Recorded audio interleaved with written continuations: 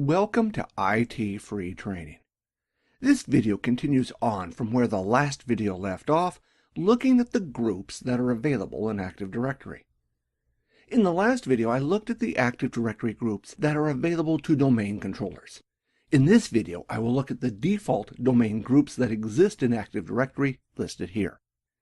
If you are only interested in a particular group, you can select the link for that group or in the description for the video to jump to that part of the video.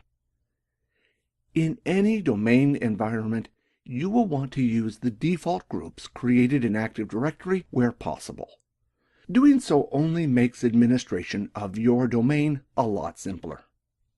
The first group that I will look at is the Enterprise Admins group. This group is the most powerful group in Active Directory. Users in this group have administrator rights for all domains in the forest.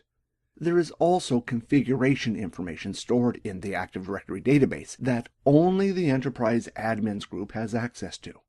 This configuration information is forest-wide, and thus this is why it is so tightly controlled. Since Enterprise Admins have access to forest-wide information, they are the only group in Active Directory that can add or remove domains from the forest. This group only exists in the root domain, but members of this group can come from any domain. The next group that I want to look at is the group Schema Admins. Like the Enterprise Admins group, this group only exists in the root domain of the forest, but users can be added from any domain in the forest. This group is the only group that can modify the Active Directory schema. The schema defines that Active Directory database and is forest-wide. The schema defines what kind of data can be stored in the Active Directory database. Since the schema affects all domains in the forest, changes to the schema and thus members of this group should be carefully controlled. The next group is the Domain Admins group. This group exists in each domain and provides administrator access to that domain. The Enterprise Admins group is a member of this group by default, and this is where the Enterprise Admins group gets its administrator power for each domain in the forest. Members of this group have administrator rights for all computers and users in the domain, or in other words, have all rights and permissions to these computers and users. The Domain Admins group also has full administrator rights to all domain controllers in that domain, making it the most powerful group in the domain, and for this reason, users of this group should be controlled. The next group is the Domain Users group. Members of this group are allowed to perform tasks such as log on to workstations and running applications. They can also make non-administrative changes, such as changing settings for the desktop. This group will normally represent all the users in your domain. Because of this, the group is often used to assign permissions. For example, if you wanted to give all users access to a particular printer or a share, you would assign permissions on the resources to the Domain Users group. The next group is the Domain Guest. This group has no default rights in the domain. When you add a computer to the domain, certain domain groups are added to the local groups on that computer. For example, the Domain Users group is automatically added to the local users group on that computer. This is where the Domain Users gets its rights and permissions from. If you do not want domain users to have rights on that computer, you would remove the domain rights from the local users group on that computer. The Domain Guest group is different from groups like the Domain Admins and the Domain Users, in that it is not added to the local guest group when the computer is added to the domain. For this reason, by default, members of this Domain Guest group cannot log in to any computers in the domain. Unless you give the Domain Guest group access to a resource in your domain, the group has no rights or permissions. The only resources they can access are resources that have been given anonymous or everyone access. The next group is the Domain Computers group. When you add a computer to the domain, the computer account for that computer is automatically added to the Domain Computers group. Thus, this group should contain all computers in your domain. The only exception to this is domain controllers. When a server is promoted to a domain controller, the computer account for that server is removed from the domain computers group. The next group is the domain controllers group. This group contains all the computer accounts for all the writable domain controllers in that domain.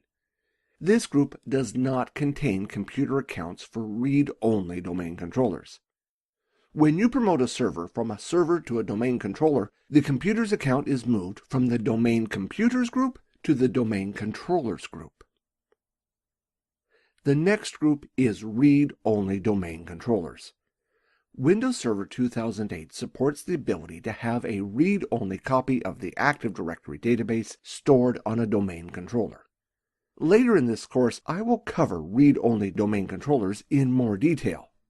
For the present, if you deploy any read-only domain controllers on your network, the computer account for this domain controller will be placed in this group and only this group.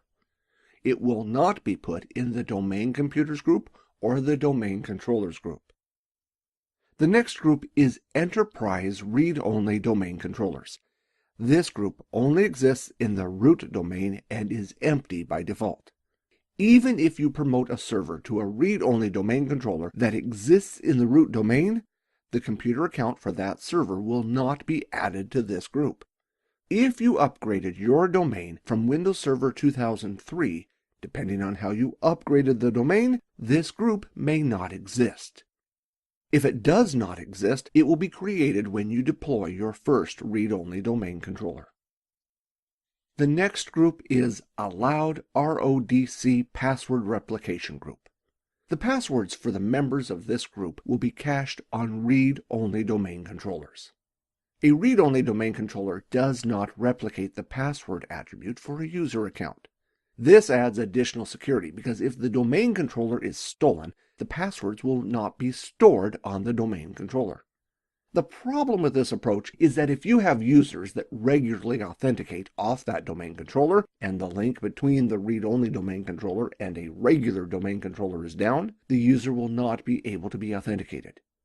For this reason, this group allows the password to be cached on the read-only domain controller, allowing the user, if they have been authenticated from a read-only domain controller, to be able to be authenticated even during network outages. The next group is Denied RODC Password Replications Group. This group prevents the password of the user from being cached on a read-only domain controller. If a user is a member of the Allowed and Denied group, the Denied group will always override the allowed permissions. Keep in mind that no account will be cached on the read-only domain controllers unless it is configured, but this group does allow you to quickly prevent a sensitive account from being cached if it was included in the allowed group, maybe because it was a member of another group. The next group is the DNS Admins group. This group allows basic DNS administration. In some cases, you may not be able to create certain records or zones. For example, if the data is stored at the forest level, because this would require more access. The DNS Admins group can start and stop the DNS service. If any of the DNS groups are not present in your domain, they will be created when you install DNS. The next group is DNS Update Proxy. Computers that are put into this group can perform DNS updates for other clients. If you're using Windows Server 2000 DHCP server, the server will not have enough permissions to update DNS. In order to grant this access, the computer account of the Windows 2000 DHCP server needs to be added to this group. This is just one example of how this group could be used. The next group is DHCP administrators. If any of the DHCP groups have not been created, they will be created when DHCP is first installed. Users of this group can administer DHCP servers. This includes creating new records and zones, and basically all aspects of DHCP administration, including stopping and starting the DHCP service. Membership of this group does not give any other access to the server.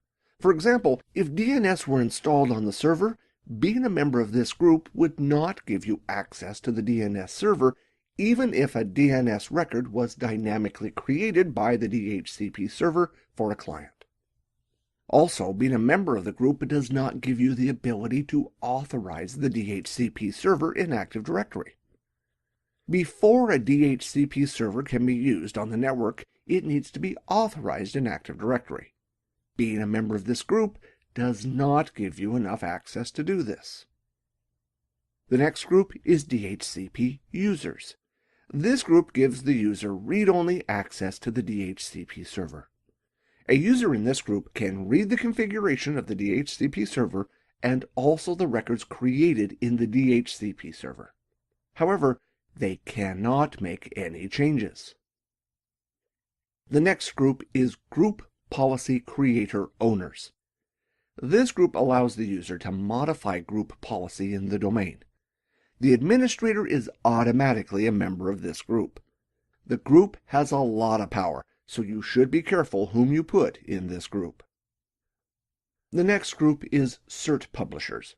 Members of this group can publish certificates in Active Directory for users and computers. If you had a certificate authority on the network or purchased certificates, members of this group could store this certificate in Active Directory for use with a particular user or computer. The last group is RAS and IAS servers. Members of this group are able to access the remote access properties for a user in Active Directory. For each user in Active Directory, there are a number of remote access properties stored with the user in Active Directory. If you had a user or computer that needed to read these attributes in Active Directory, you simply add the user or computer account to the RAS and IAS servers group. This covers all the domain groups. Let us review and check what we have learned. Out of all the groups that I have looked at, which group is able to perform administrative actions across multiple domains? The answer is the Enterprise Admins group. This is the only group that allows a user that is a member to perform administrative action in other domains in the forest by default. The next question is, which group or groups would you need to use to ensure all computers could access a resource? In most cases, you will most likely use the group Domain Computers.